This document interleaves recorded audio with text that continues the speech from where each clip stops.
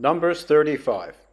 And the Lord spoke to Moses in the plains of Moab by the Jordan, across from Jericho, saying, Command the children of Israel that they give the Levites cities to dwell in from the inheritance of their possession. And you shall also give the Levites common land around the cities. They shall have the cities to dwell in, and their common land shall be for their cattle, for their herds, and for all their animals. The common land of the cities which you will give the Levites shall extend from the wall of the city outward 1,000 cubits all around. And you shall measure outside the city on the east side 2,000 cubits, and on the south side 2,000 cubits, and on the west side 2,000 cubits, and on the north side 2,000 cubits. The city shall be in the middle. This shall belong to them as common land for the cities. Now among the cities which you will give to the Levites, you shall appoint 6 cities of refuge, to which a manslayer may flee. And to these you shall add 42 cities. So all the cities you will give to the Levites shall be 48. These you shall give with their common land. And the cities which you will give shall be from the possession of the children of Israel. From the larger tribe you shall give many, and from the smaller you shall give few. Each shall give some of the cities to the Levites in proportion to the inheritance that each receives. Then the Lord spoke to Moses, saying, Speak to the children of Israel, and say to them, When you cross the Jordan into the land of Canaan, then you shall appoint cities to be cities of refuge for you, that the manslayer who kills any person accidentally may flee there. They shall be the cities of refuge for you from the avenger, that the manslayer may not die until he stands before the congregation in judgment. And of the cities which you give, you shall have 6 cities of refuge.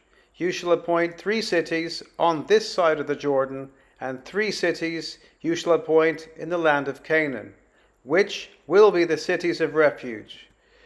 These 6 cities shall be for the refuge of the children of Israel, for the stranger, and for the sojourner among them, that anyone who kills a person accidentally may flee there. But if he strikes him with an iron implement, so that he dies, he is a murderer. The murderer shall surely be put to death. And if he strikes him with a stone in the hand, by which one could die, and he does die, he is a murderer. The murderer shall surely be put to death. Or if he strikes him with a wooden hand weapon, by which one could die, and he does die, he is a murderer. The murderer shall surely be put to death. The avenger of blood himself shall put the murderer to death.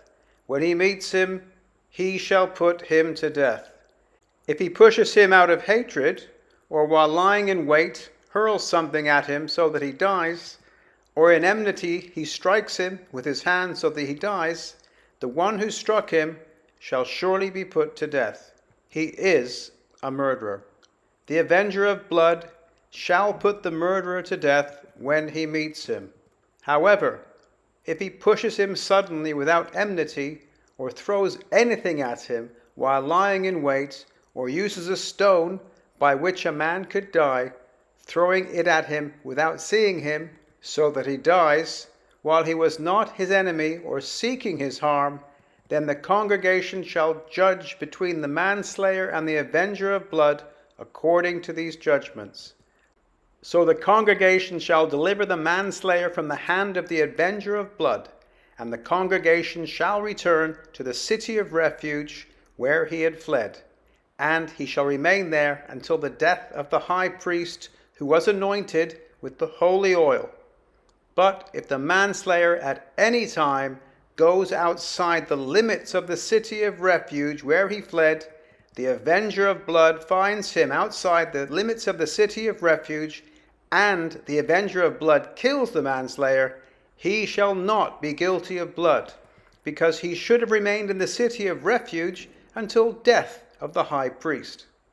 But after the death of the high priest, the manslayer may return to the land of his possession.